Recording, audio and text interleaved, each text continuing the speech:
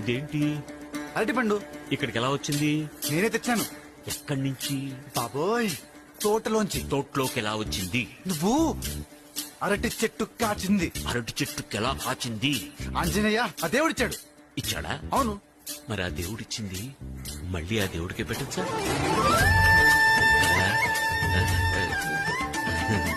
అదేదో ఆకలితో అల్లాడే వాడికిస్తే ఆ దేవుడు చేయాల్సిన పని నువ్వే చేసావని ఆ దేవుడు సంతోషిస్తాడు కదా. అవును. అర్థమైందా? మరి నాకు ఆకలి వస్తుంది, పెట్టు. నీ పేరేంటి? నీ పేరేంటి? మాగుల్లోకి వచ్చి నన్నే దబాయిస్తున్నావా? ఇది నీ కూడా.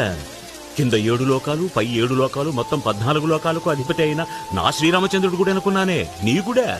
ఓ, నువ్వు రాంభక్తుడివా? నేను ఆంజనేయ స్వామి భక్తుడిని. ఓహో. మనలో మన గొడవలు ఎందుకు గాని, నీ పేరేంటి? నీ పేరేంటి? మళ్ళీ నా పేరు అంజి. నా పేరు కూడా అంజి. ఎటకారాలొద్దు.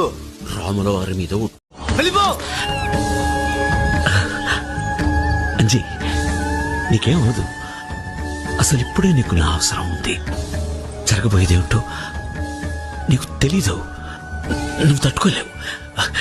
నేను నీతో ఉంటాను అంజి. ఏంటి జరగబోయేది? పెద్ద బ్రహ్మలాగా మాట్లాడతావే. చేసింది చాలు గాని బయలుదేరు. అంజి, నేను వెళ్ళిపోతే మళ్ళీ రాలేను. నువ్వు ఒక్కసారి వచ్చేందుకే ఇన్ని గొడవలు. మళ్ళీనా?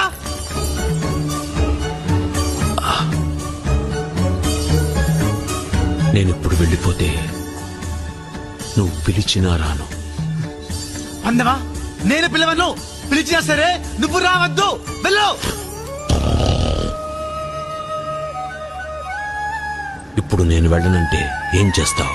ఏంటి ఒకరిగా మాట్లాడుతున్నావు? ఒక్కడిచ్చా అంటే